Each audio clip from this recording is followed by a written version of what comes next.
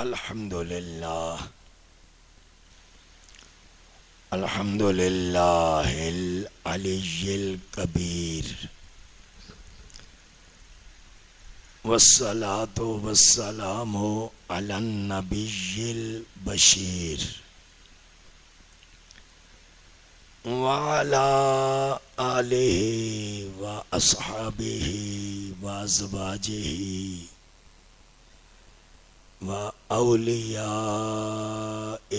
أمته وخلفاء نبيه وعلماء ملته أجمعين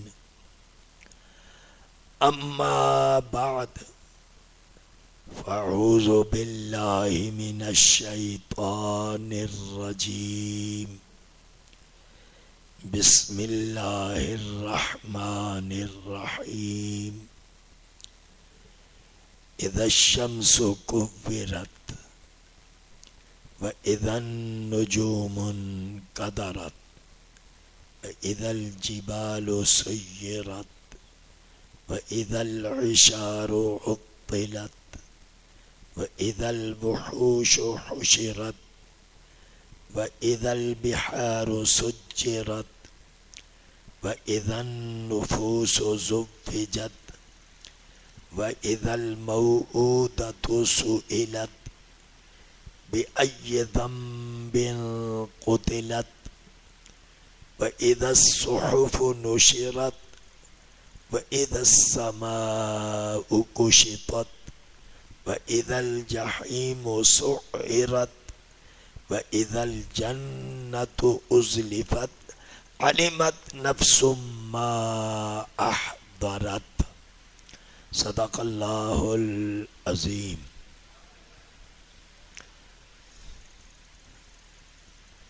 سب سے پہلے میں آپ کو یہ بتانا چاہتا ہوں کہ آج جس موضوع پر میں نے بات کرنی ہے وہ ہے عقیدہ آخرت۔ بس اسی موضوع پر میں کچھ معلومات، کچھ باتیں قرآن مجید کی روشنی میں بیان کروں گا۔ یہ بیان شروع کرنے سے پہلے یہ ذہن میں رکھ لیں کہ ہمارے قرآن کے مطابق، رسول اللہ کی حدیث کے مطابق 3 بنیادی عقیدے ہیں۔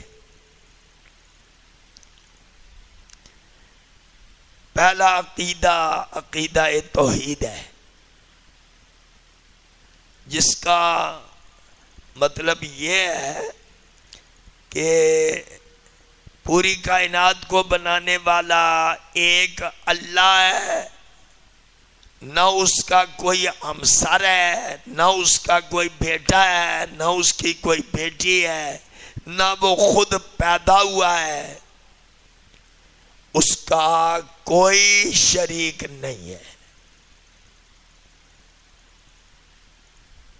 اسی نے کائنات کی ابتدا کی ہے۔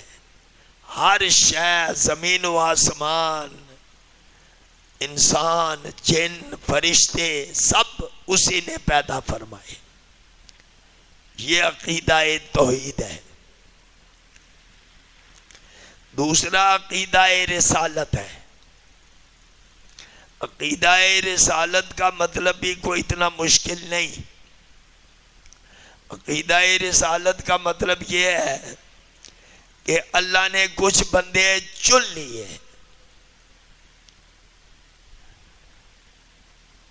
اور انہیں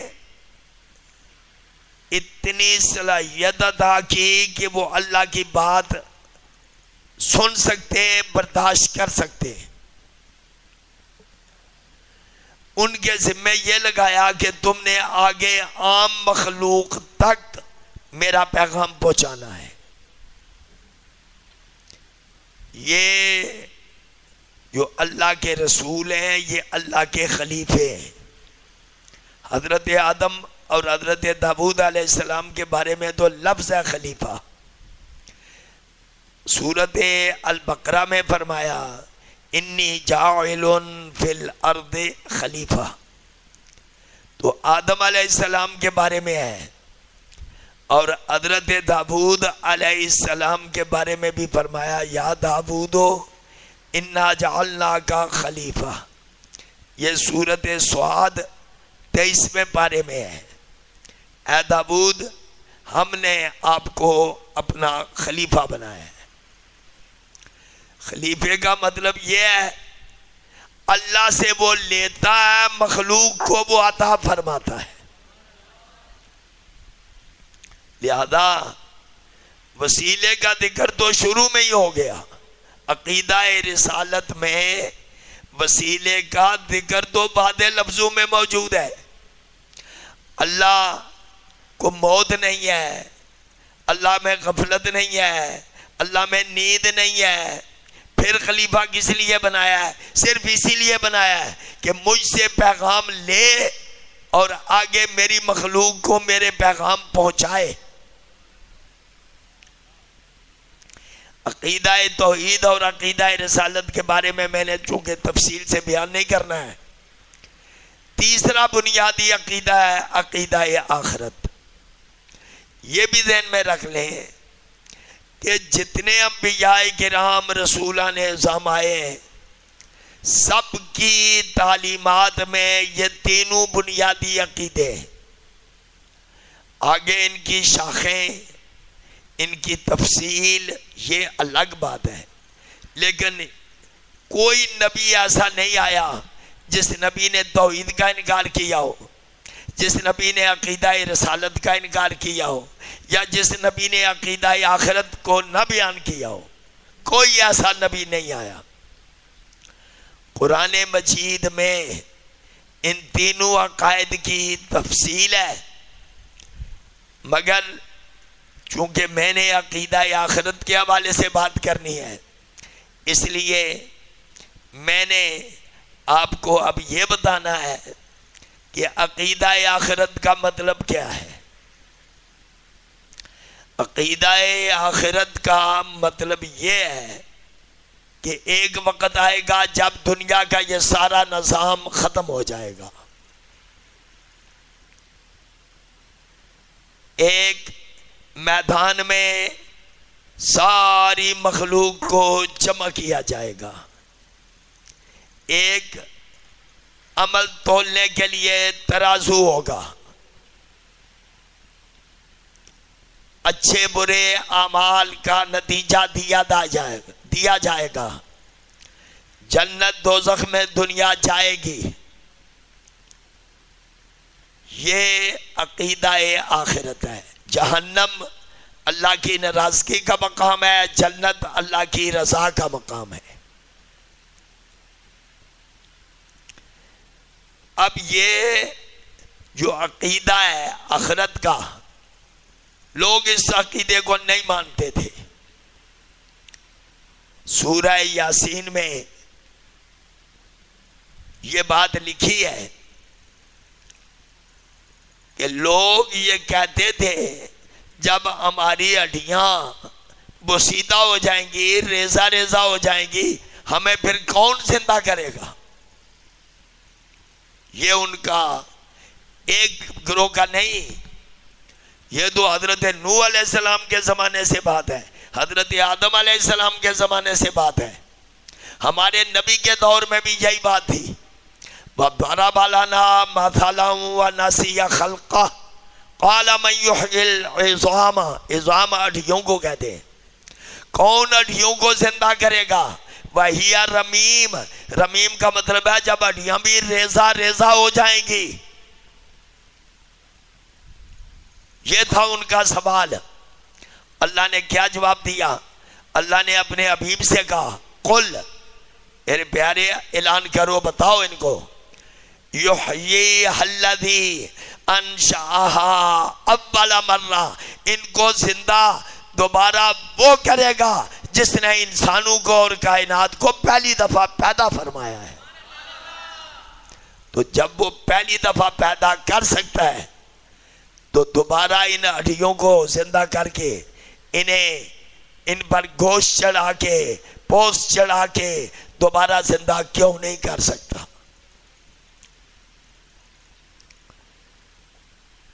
یہ سوال تقریباً کئی مقامات پر ہے.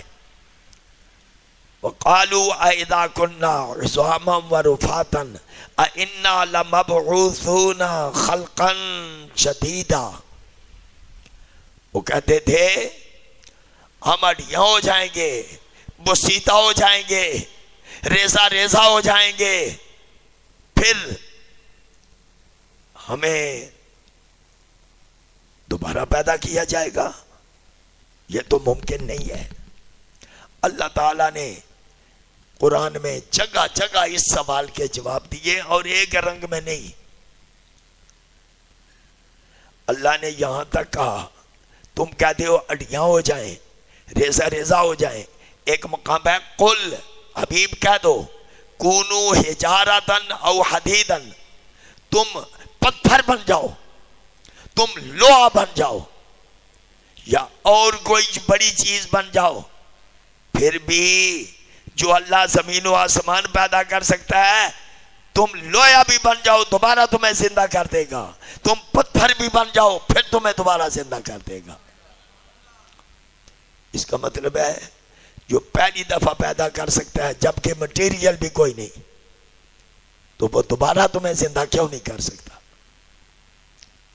دوبارہ زندہ کرنے کا مطلب تو یہ ہے کہ چلو تمہارا کوئی مٹیریل تو موجود ہے، تمہارا کوئی مادہ تو موجود ہے.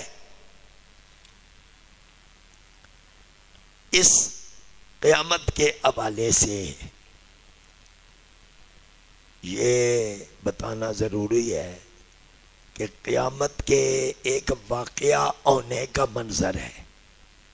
قیامت کے لیے قیامہ بھی ہے، لا اقسم بیوم القیامہ، قیامت کا دن. یوم آخرت بھی ہے، دار آخرت بھی ہے. وہ وَمِنَ النَّاسِ مَن يَقُولُ آمَنَّا بِاللَّهِ وَبِالْيَوْمِ الْآخِرِ. وہ کہتے ہیں ہم اللہ کو مانتے ہیں. یہ منافقوں کی بات ہے کہ اللہ کو بھی مانتے اور آخرت کے دن کو بھی مانتے. آخرت اس لیے اس کو کہتے ہیں اولا یہ دنیا ہے اور آخرت یہ قیامت کا دن ہے. وجہ یہ ہے دنیا پہلے ہے اور آخرت بعد میں ہے. لہذا میں نے جو بتانا ہے وہ یہ ہے کہ ایک ہے قیامت کے آنے کا منظر اور ایک ہے جب قیامت واقعہ ہو جائے گی تو بعد کے حالات. دونوں چیزوں کو اس قرآن میں اس قدر تفصیل سے بیان کیا گیا ہے کہ آپ حیران رہ جائیں. اگر آپ کی توجہ ہو، میں کہتا ہوں یہ جو آخری پارہ ہے 30واں، یہ پورے کا پورا عقیدہ آخرت پر اس کا بیان ہے، پورا سپارہ. میں نے ایک سورت نکالی ہے، سورت التکبیر، اس کے بعد ہے سورت الانفطار. اس کے بعد جو واقعات ہیں وہ میں آپ کو سورتوں کے حوالے سے ہی بتاتا ہوں. یہ دیکھیں کہ قیامت جب آئے گی یعنی اس کا وقوع ہوگا تو کیا کیا واقعات ہوں گے. ایک ہے بعد، ابھی میں بعد والی بات نہیں کر رہا ہوں، کئی جگہ پر اللہ تعالیٰ نے دونوں باتیں مکس کر دی ہیں. قیامت یوں واقعہ ہوگی اور یہ حالت بھی ہوگی. بعد والی کا بھی ذکر ہے، کبھی صرف اس منظر کا ذکر ہے کہ جب قیامت آئے گی تو کیا کیا ہوگا. ایک مقام پر ہے زلزلہ، یہ 17واں پارہ ہے. سورت کا نام ہے سورت الحج. اس کے شروع میں اللہ تعالیٰ نے فرمایا ہے کہ یا ایھا الناس اتقوا ربکم، لوگو اپنے رب سے ڈرو، ان زلزلۃ الساعۃ شیء عظیم، قیامت کا زلزلہ، سا قیامت کو کہتے ہیں، قیامت کا زلزلہ بہت بڑی چیز ہے۔ یہ چھوٹے زلزلے تو ہم دیکھتے ہیں، اب پہلے لوگ انکار کرتے تھے، کئی لوگوں کا نے کئی چیزوں کا انکار کیا، لیکن جب کوئٹہ میں زلزلہ آیا تھا 1935 میں، اور یہ کشمیر میں جب زلزلہ آیا اور پہاڑ نیچے گرا، پوری کی پوری آبادی نیچے آ گئی۔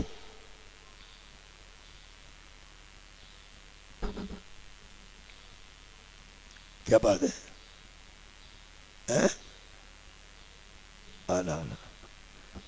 چلو تو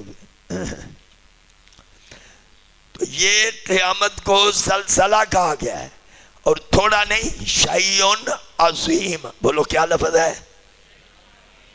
قیامت کا زلزلہ بہت بڑی شے ہے۔ اس کا ایک منظر بتایا ہے، جس دن دیکھو گے دودھ پلانے والی جسے دودھ پلا رہی ہے بھول جائے گی، پتہ ہی نہیں چلے گا، حالانکہ مائیں بڑی بڑی تکلیف ہو اپنے بچے کو جسے دودھ پلا رہی ہیں بھولتی نہیں ہیں۔ اللہ فرماتا ہے قیامت کا زلزلہ اتنی بڑی چیز ہے کہ دودھ پلانے والی جس بچی کو یا بچے کو دودھ پلا رہی ہے اسے بھول جائے گی، اور جو امید سے ہے اتنا خوفناک زلزلہ ہوگا کہ وہ اپنا حمل گرا دے گی۔ ابھی تیسرا منظر، وَتَرَى النَّاسَ سُكَارَىٰ، تو دیکھے گا کہ لوگ نشے میں، وَمَا هُمْ بِسُكَارَىٰ، نشے میں نہیں ہیں، کوئی شراب نہیں پی ہے، انہوں نے کوئی افیم نہیں کھایا ہے، انہوں نے کوئی بھنگ نہیں پی ہے، نشہ کس کا؟ وَمَا هُمْ بِسُكَارَىٰ، وہ نشے میں نہیں ہیں۔ پھر یہ حالت کیوں ہے؟ فرمایا وَلَٰكِنَّ عَذَابَ اللَّهِ شَدِيدٌ، وجہ یہ ہے کہ اللہ کا عذاب بڑا سخت ہے۔ یہ ہے اس قیامت کا ایک منظر، دودھ پلانے والی اپنے بچے کو بھول جائے گی، حاملہ عورت اپنا حمل گرا دے گی، نظر آئے گا لوگ بے ہوش ہیں، کوئی نشے میں ہے، آواز آئے گی نہیں نشے میں نہیں ہے، اللہ کے عذاب کی شدت کا اظہار ہے۔ خیر، یہ تو میں نے آپ کو سورۃ الحج کی پہلی جو 2 آیات ہیں ان کے حوالے سے بتایا کہ ایک منظر ہے۔ ابھی میں آپ کو یہ جو میں نے سورت پڑھی ہے، سورت التکویر ہے۔ التکویر کا مطلب ہوتا ہے بے نور ہو جانا، یعنی روشنی کا ختم ہو جانا، یہ مصدر ہے، نام تو التکویر ہے، یہ نام لیا گیا ہے اذا الشمس کورت، جب سورج بے نور ہو جائے گا۔ ابھی یہ حالانکہ میں تفسیر لکھ چکا ہوں اس کی، لیکن ابھی جب میں نے یہ جملہ بولا تو میرے دماغ میں ایک عجیب آیت آ گئی ہے۔ سورۃ تحریم میں، یہ 28ویں پارے کی آخری سورت ہے، سورۃ تحریم میں یہاں پر تو یہ ہے نا، قیامت جب آئے گی تو سورج بے نور ہو جائے گا، مگر قیامت کے دن میں نور کا ذکر بھی ہے۔ وہ کیا ذکر ہے؟ لفظ یوم تری المؤمنین والمؤمنات یسعی نورہم بین ایدیہم وبایمانہم، سورج تو بے نور ہو جائے گا، یہ میں آپ کو سورۃ التحریم میں نے نکال لی ہے۔ اس میں یہ فرمایا کہ اس دن صورت یہ ہوگی، حالت یہ ہوگی کہ تم ایمان والوں کو دیکھو گے، ان کا نور ان کے آگے اور ان کے دائیں یہ نور پھیلا ہوا ہوگا۔ یا اللہ یہ نور کس کا ہے؟ فرمایا سورج بے نور ہو گیا مگر ایمان والوں کا ایمان کی وجہ سے نور موجود ہوگا۔ یہ پوری آیت ہے، نورہم یسعی بین ایدیہم وبایمانہم۔ پھر آگے وہ یہ بھی کہیں گے کچھ لوگوں کا نور ذرا کم ہوگا، وہ کہیں گے یقولون ربنا اتمم لنا نورنا، اے ہمارے رب ہمارا نور بھی مکمل فرما دے۔ آج ہمیں سورج کی ضرورت نہیں، آج ہمیں چاند کی ضرورت نہیں، آج ہمیں ستاروں کی ضرورت نہیں ہے، ایمان کا نور قیامت کے دن بھی موجود ہوگا۔ کسی آیت میں یہ نہیں ہے کہ ایمان کا نور بجھ جائے گا یا ایمان کا نور مٹ جائے گا، مگر یہ آپ کو میں بتاتا ہوں کہ سورج بے نور ہو جائے گا۔ کیا لفظ ہے؟ سورج بے نور ہو جائے۔ اذا الشمس کبرت، کبرت کا مطلب ہی میں نے آپ کو بتا دیا، بے نور ہو جائے گا۔ اچھا یہ ستاروں کی روشنی، فرمایا جب قیامت آئے گی وَإِذَا النُّجُومُ انْكَدَرَتْ، ستارے جھڑ بھی جائیں گے، بے نور بھی ہو جائیں گے، سورج بھی بے نور، چاند کا بھی ذکر نہیں ہے مگر ستاروں کا ذکر ہے۔ اس کی کیا وجہ ہے؟ مجھ سے کسی نے پوچھا تھا کسی وقت میں کہ چاند کا ذکر نہیں ہے، ستاروں کا ذکر آ گیا، چاند کا ذکر نہیں ہے۔ میں نے کہا وجہ اس کی یہ ہے کہ چاند کا نور اپنا نور ہے ہی نہیں ہے۔ چاند کا نور، چاند ایک ٹکڑا ہے، صاف ٹکڑا، جب سورج کی روشنی اس پر پڑتی ہے تو چاند روشن ہو جاتا ہے۔ جب سورج بے نور ہو گیا تو چاند تو خود بخود بے نور ہو گیا۔ اس لیے چاند کا ذکر کرنے کی الگ ضرورت نہیں ہے۔ ستارے ان کا نور الگ ہے، اس لیے فرمایا سورج بھی بے نور، ستارے جھڑ جائیں گے۔ اس کا ایک مطلب ہے کہ ستارے بھی بے نور ہو جائیں گے۔ تیسری چیز وَإِذَا الْجِبَالُ سُيِّرَتْ، جب پہاڑ اپنی جگہ سے چلا دیے جائیں گے۔ اس کو سورۃ القاریہ میں واضح بیان کیا ہے۔ یہ سورۃ القاریہ بھی اسی کی ہے۔ اس میں یہ ہے کہ پہاڑوں کا کیا ہوگا۔ یہاں تو یہ لفظ ہے نا کہ پہاڑ اپنی جگہ سے چلا دیے جائیں۔ یہ پہاڑ زمین کو مضبوط کرنے کے لیے ہیں، ان کو رواسیہ کہتے ہیں، یعنی زمین کی میخیں، انہوں نے زمین کو مضبوط رکھا ہوا ہے۔ لیکن جب قیامت آئے گی تو پہاڑ اپنی جگہ سے چلا دیے جائیں گے۔ لو دیکھو کہ سورۃ القاریہ میں اس کی تفسیر کیا کی ہے۔ فرمایا بَتَكُونُ الْجِبَالُ كَالْعِهْنِ الْمَنْفُوشِ، پہاڑ اس طرح ہو جائیں گے جس طرح روئی کو دھنکا جائے تو روئی کے گالے، ریزے، ذرے اڑتے ہوئے نظر آتے ہیں، یہ پہاڑ بھی یوں ہی ہو جائیں گے۔ چلا دیا جانا، اس کی تفسیر آگے آ گئی کہ جیسے روئی کے گالے ہوتے ہیں اس طرح سے یہ پہاڑ چلا دیے جائیں گے، اڑتے ہوئے نظر آئیں گے، ذرے اس کے نظر آئیں گے کہ اس کے ذرات اڑتے ہوئے جا رہے ہیں۔ پھر اب توجہ ہے، ایک اور تین چیزیں ہو گئی ہیں، سورج بے نور، ستارے جھڑ جائیں گے، پہاڑ اپنی جگہ سے چلا دیے جائیں گے، وضاحت میں نے کر دی ہے۔ چوتھی چیز وَإِذَا الْعِشَارُ عُطِّلَتْ، اشار کہتے ہیں عربی میں اس اونٹنی کو جو 10 ماہ کی آملہ ہو۔ یہ اونٹنیاں عربوں کو بہت پسند تھی، خاص طور پر 10 ماہ کی حاملہ اونٹنی بہت ہی زیادہ پسند تھی. اللہ فرماتا ہے اونٹنیاں 10 ماہ کی حاملہ اونٹنی جو عربوں کو بہت پسند، اس میدان میں قیامت کے آنے کے وقت جب قیامت آ جائے گی، زلزلہ آ جائے گا، یہ اونٹنیاں تو موجود ہوں گی مگر ان کو پکڑنے والا بھی کوئی نہیں ہوگا، یہ معطل ہو جائیں گی. معطل کا لفظ تو آپ سمجھتے ہیں نا، بیکار ہو گیا، اب اس سے کام نہیں لیا جائے گا.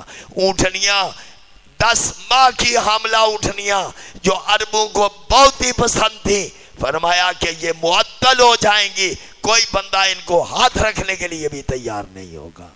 یہ محبتیں ختم ہو جائیں گی، یہ نظام ہی ختم ہو جائے گا. 5ویں چیز وَإِذَا النُّفُوسُ زُوِّجَتْ، جب نفسوں کو آپس میں جوڑ دیا جائے گا. اس کے 2 مطلب بنتے ہیں. ایک مطلب یہ ہے کہ جو اچھے لوگ برے لوگ ان کو اب ایک ہی میدان میں لا کر کھڑا کر دیا جائے گا. زیادہ مطلب اس کا یہی بنتا ہے، اچھے برے سب لوگوں کو ایک میدان میں جمع کر دیا جائے گا. 6ٹھی چیز وَإِذَا الْمَوْءُودَةُ سُئِلَتْ، موعودہ کہتے ہیں اس بچی کو جسے زندہ در گور عرب لوگ کر دیتے تھے، زندہ ہی قبر میں ڈال دیتے تھے، مٹی ڈال دیتے تھے. موعودہ یعنی جس کو زندہ طور پر دفن کیا گیا، اس بچی سے سوال کیا جائے گا.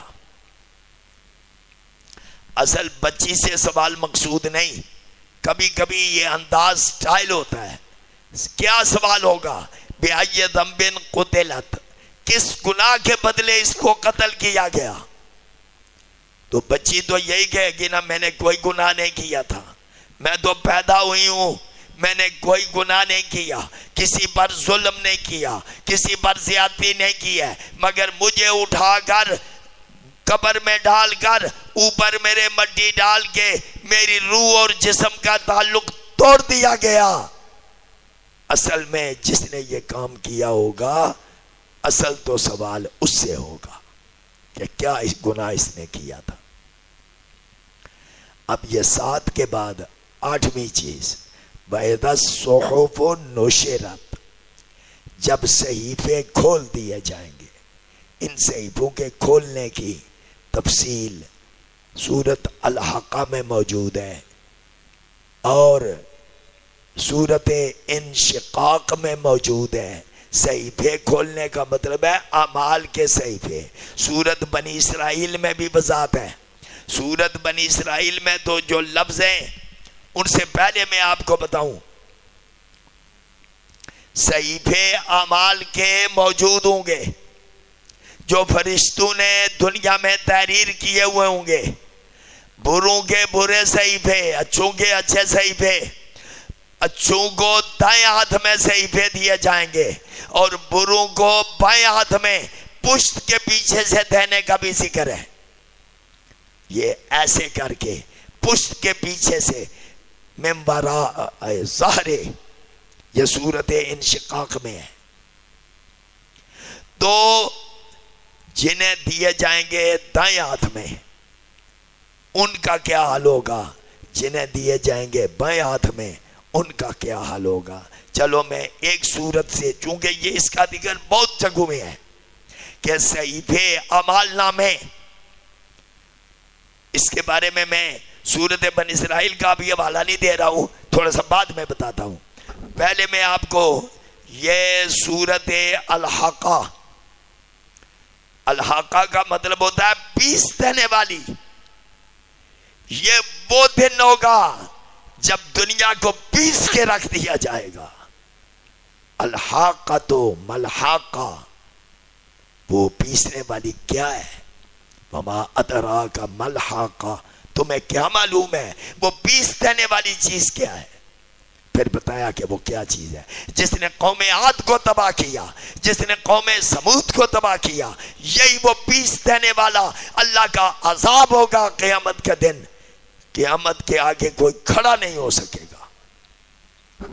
اس میں اعمال نامہ جو دیا جائے گا بائیں ہاتھ میں اور بائیں ہاتھ میں.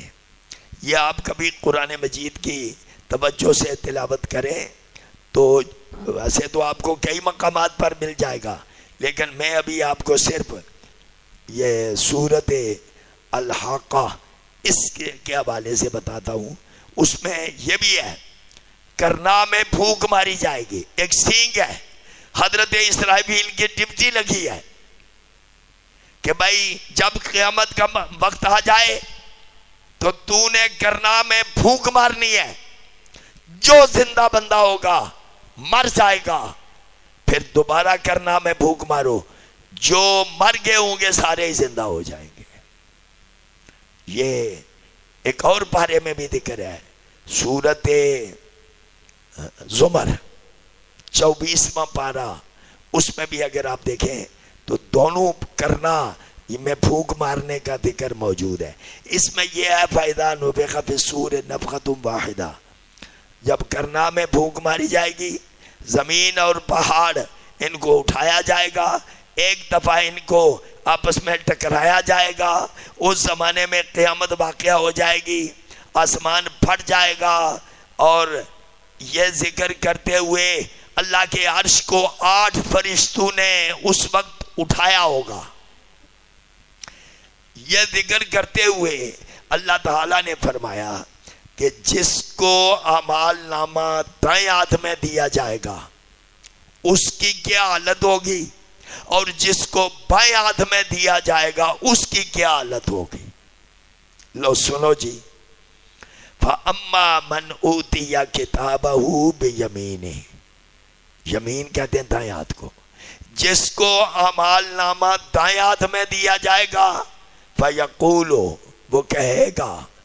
یہ منظر سمجھ یوں آئے گا، ایک امتحان ہوا، ایک بچہ پاس ہو گیا، فرسٹ آ گیا، چلو پاس ہی ہو گیا، تو اس کا منہ لٹکتا نہیں ہے، خوشی و مسرت کے اظہار سے اس کا چہرہ کھل اٹھتا ہے.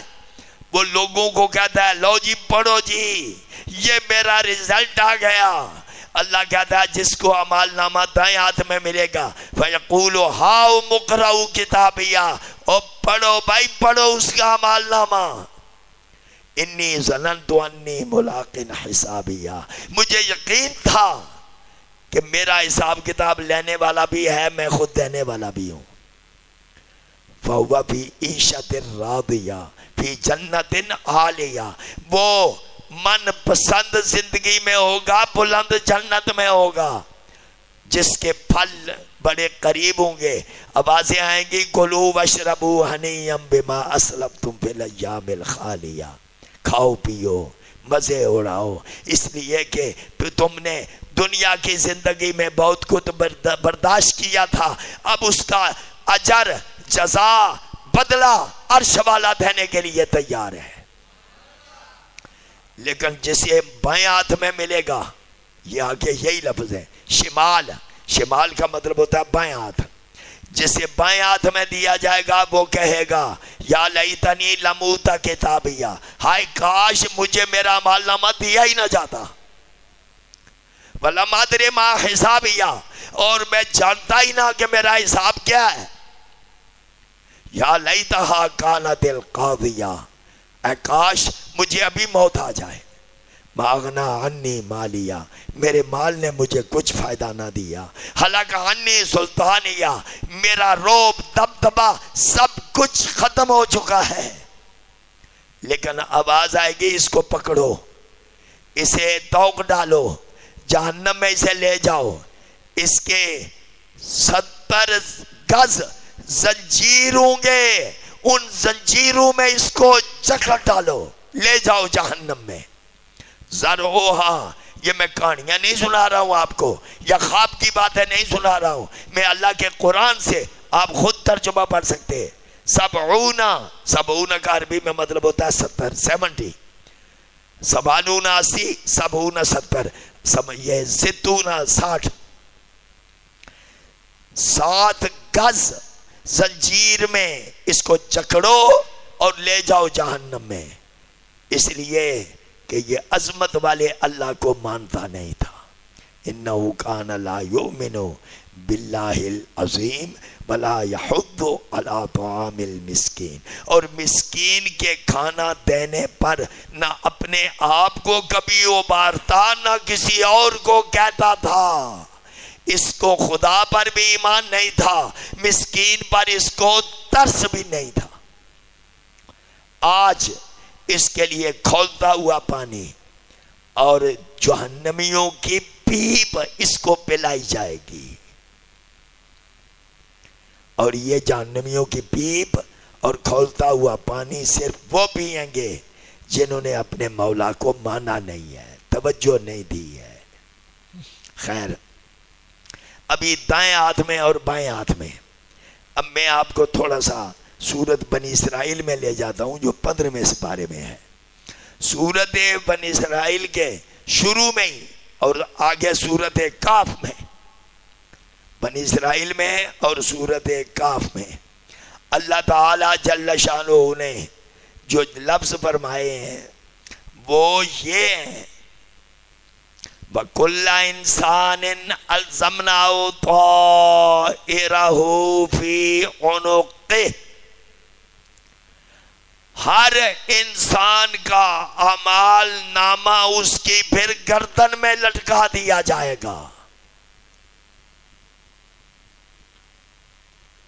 اور قیامت کے دن یہ دنیا میں ہی جانے کے بعد اعمال نامہ گردن میں لٹکا دیا جائے گا، قیامت کے دن اسے کھول دیا جائے گا۔ لو بھائی پڑھو، یہ انسان کتنا ذلیل ہوگا، کتنا رسوا ہوگا۔ آواز آئے گی، اقرا کتابک، اے بندے اپنا اعمال نامہ پڑھ، تجھے کسی ترازو کی بھی ضرورت نہیں ہے، تجھے کسی اور حساب کی بھی ضرورت نہیں ہے۔ کفا بنفسک الیوم علیک حسیبا، تیرے حساب کے لیے یہ اعمال نامہ ہی کافی ہے۔ پھر یہ تو ہو گیا کہ گردن میں پہلے لٹکایا جاتا ہے، پھر وہ اعمال نامہ کھول دیا جائے گا، اور آواز آئے گی پڑھ اپنا اعمال نامہ، جو دنیا میں تو نے کیا اسے پڑھ۔ آگے میں آپ کو بتاؤں سورت کاف، سورت کاف کے اندر اللہ تعالیٰ نے یہ اعمال نامے کے حوالے سے یہ بتایا کہ جب بندہ دیکھے گا نا اپنا اعمال نامہ کھلا ہوا، پہلے تو بند ہوگا، گردن میں لٹکا دیا گیا، جان نہیں چھوٹ سکتی ہے۔ وہ بندہ جب اپنے اعمال نامے کو پڑھے گا تو کیا کہے گا؟ اس میں اللہ تعالیٰ نے یہ فرمایا، وَيَقُولُونَ يَا وَيْلَتَنَا مَا لِهَذَا الْكِتَابِ لَا يُغَادِرُ صَغِيرَةً وَلَا كَبِيرَةً إِلَّا أَحْصَاهَا، نہ کوئی چھوٹا گناہ نہ کوئی بڑا گناہ جو میں نے سامنے کیا یا پوشیدہ کیا، ہائے افسوس، ہر گناہ اس اعمال نامے کے اندر اللہ نے لکھ دیا ہے، کوئی چیز چھوڑی نہیں ہے۔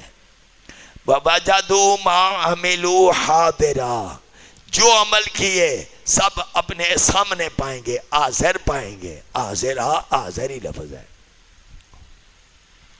وَلَا يَظْلِمُ رَبُّكَ أَحَدًا، یہ جملہ بھی بڑا عجیب ہے۔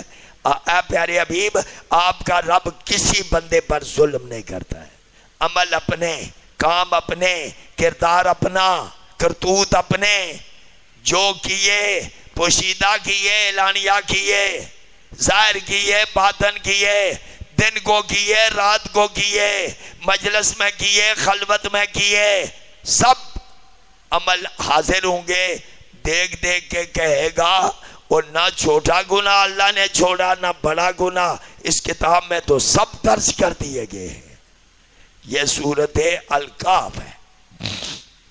خیر میں ذکر کر رہا ہوں، میں نے یہ 8 چیزیں ذکر کی ہیں، 9ویں تھی کہ صحیفے کھول دیے جائیں گے۔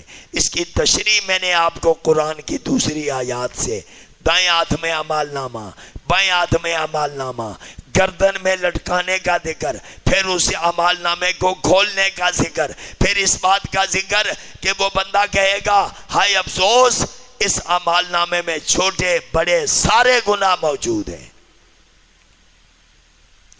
آگے اللہ نے یہ کہا وَإِذَا السَّمَاءُ كُشِطَتْ، جب آسمان کو ختم کر دیا جائے گا۔ آسمان، یہ تو سورج کا ذکر تھا نہ ستاروں کا ذکر تھا، اب اوپر بندہ نگاہ اٹھائے تو آسمان ہے۔ آسمان کو ایک جگہ پھٹ جائے گا، یہ آگے سورت ہے اِذَا السَّمَاءُ انفطرت، آسمان پھٹ جائے گا۔ ایک اور جگہ ہے اِذَا السَّمَاءُ انشقت، جب آسمان ٹکڑے ٹکڑے ہو جائے گا۔ آسمان اس کو اپنی جگہ سے ختم کر کے، ایک جگہ یہ بھی ہے کہ آسمان میں آپ کو دروازے ہی دروازے نظر آئیں گے۔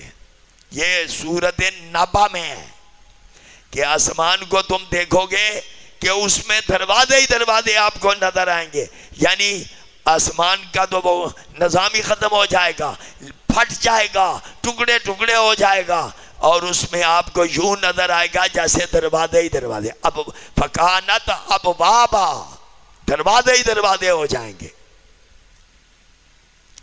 اب اس کے بعد اب منظر کو بیان کر کے آگے لے گئے ہیں وَإِذَا الْجَحِيمُ سُعِّرَتْ، جب جہنم کو بھڑکا دیا جائے گا۔ بھڑکانے کا مطلب ہے اس کی آگ کو تیز کر دیا جائے گا۔ خود جہنم کیا کہے گی؟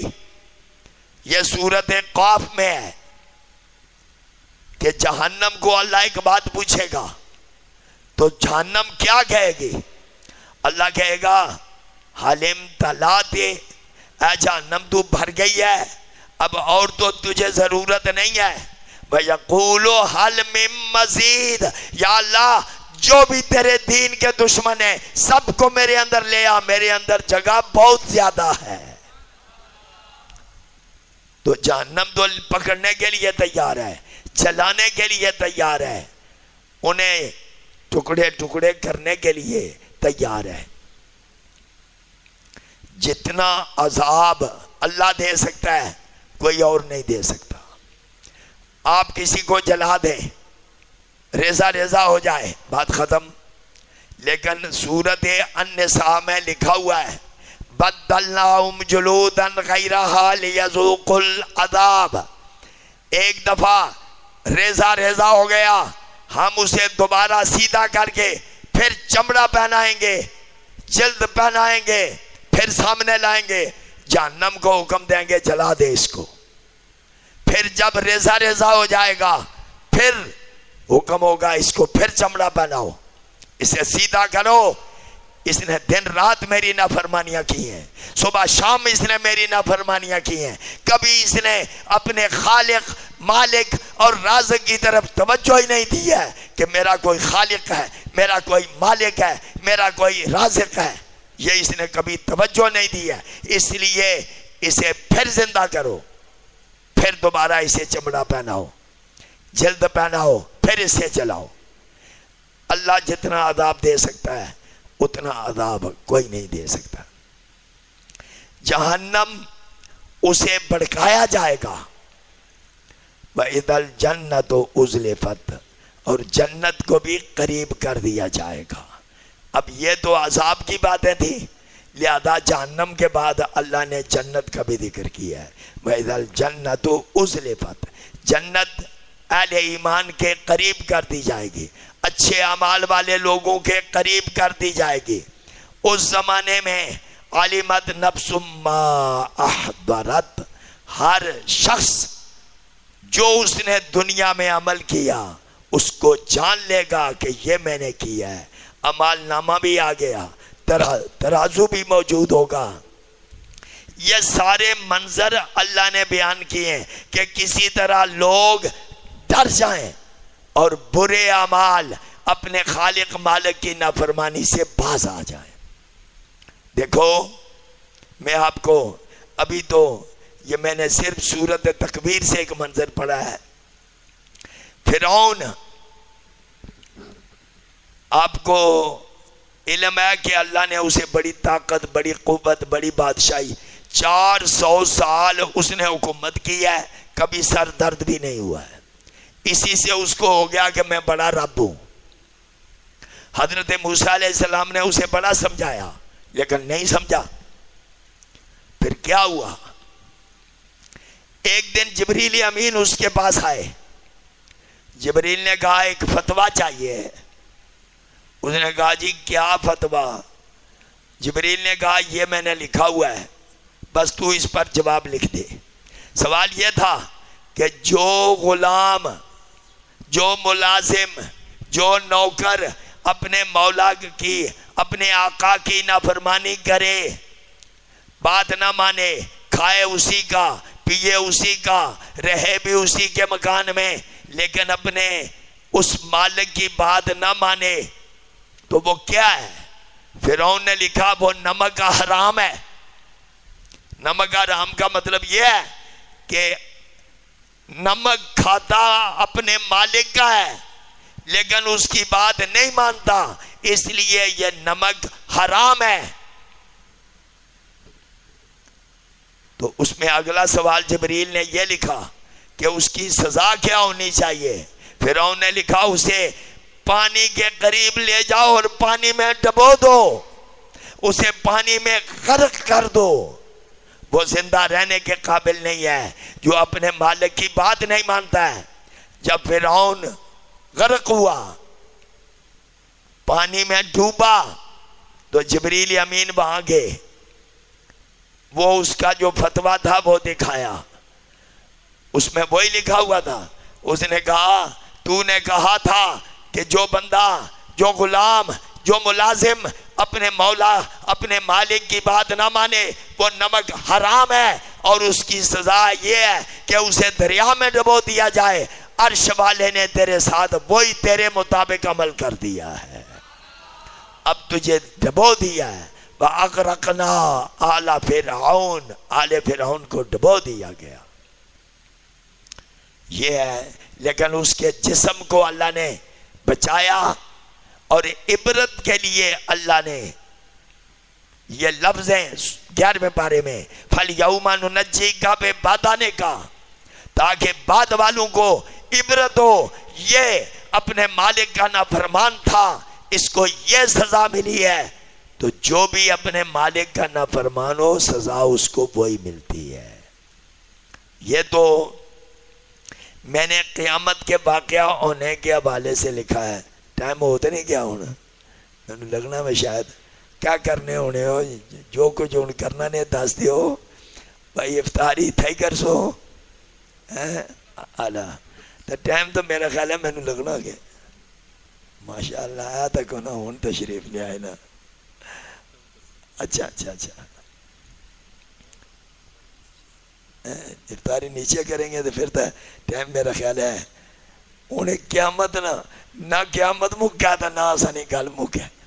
اس واسطہ بہتر ہے کہ ان دعائی کر دیا اگلے سال یا جدو میں کوئی موقع ہویا. آلیں تو میں ایک منظر بیان کی تھا، میں چاہنا سا ترازو نے بارش بیان کرا، پلہ نے بارش بیان کرا، پل سرات کے ہوئے گا، جنت نے بارش بیان کرا، جہنم نے بارش بیان کرا. آج تو سنگی ڈرائی مارا، جنت نہ تھوڑا ذکر تھا، جہنم نہ زیادہ ذکر. اس واسطہ ہے یہ نہ ویجے تو سنگی فخر ہوئی جائے واسا اعتقاف کیتا تے اسا بخشے گیا.